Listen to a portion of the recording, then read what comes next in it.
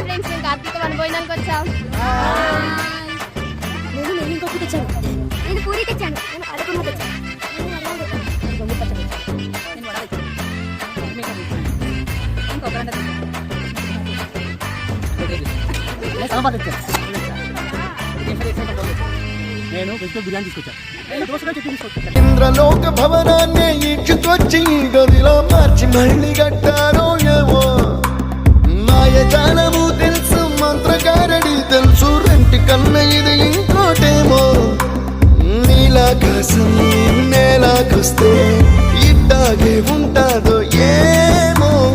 ఈ సంతోషం దాచాలంటే